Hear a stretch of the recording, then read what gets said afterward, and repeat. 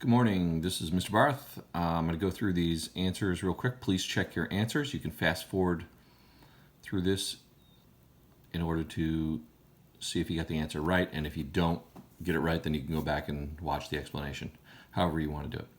All right, so there were 6 from last night. Let's start easy one first. M to the 4th times 2m to the negative 3rd. This is pretty straightforward. If you treat this as 3 different things here, m to the 4th times 2 times m to the negative 3rd, and then I'm going to multiply the two m terms, and I'm going to use my product of powers rule. So this is really m to the 4th times m to the negative 3 times 2, and then I just add the powers. So this is going to be 2 times m, and you could say m to the 1st if you want, but I'm going to call it 2m. Okay, number 2.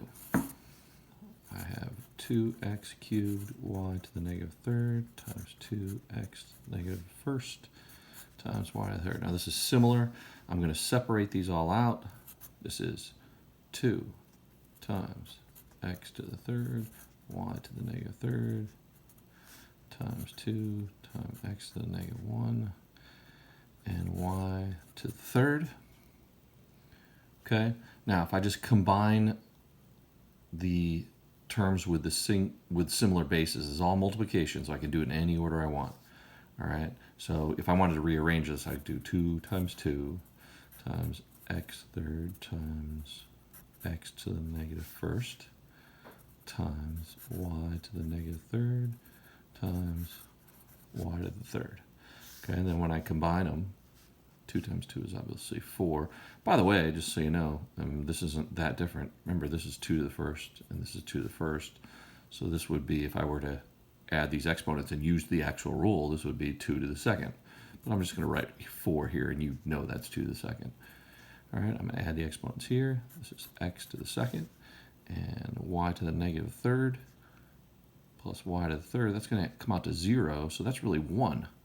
Okay, this whole thing right here is 1. So I got 4x squared.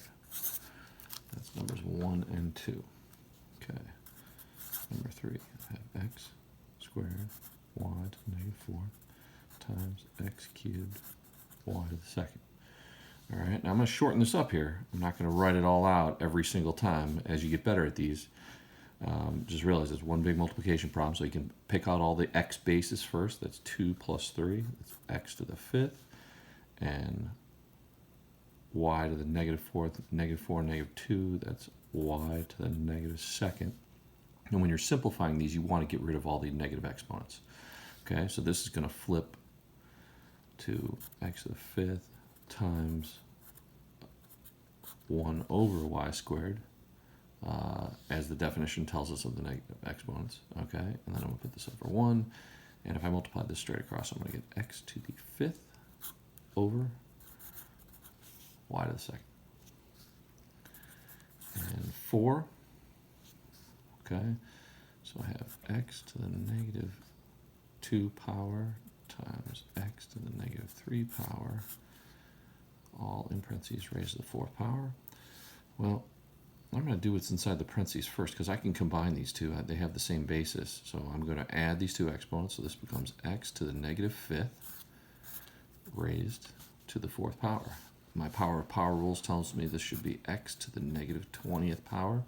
And by definition, that's 1 over x to the 20th. Done. Number 5. I got x to the 4th raised to the negative 3rd times 2x to the 4th. All right, I'm going to use my power of powers rule first. This is x to the negative 12. That's 4 times negative 3 times 2. And I'm going to separate these just so you can see what's happening here. All right, I got my two bases are the same. This is 2 to the negative 12 times x to the 4th. Add them up. That's x to the negative 8th power times 2. And by definition, this is 1 over x to the 8th power times 2 over 1, and that gives me 2 over x to the 8th. And last one, 6. This is 3x squared, y squared, 2x to the negative first power, times 4yx squared. Okay, well, I'm going to see what I can combine. I can't combine anything on the top. There's no similar bases. This is a base of 3. This is a base of x, and so I can't combine anything up there. Okay, on the bottom, it looks like I have 2 x terms, so I'm going to deal with this first, those 2 first. So negative 1 plus 2 is 1.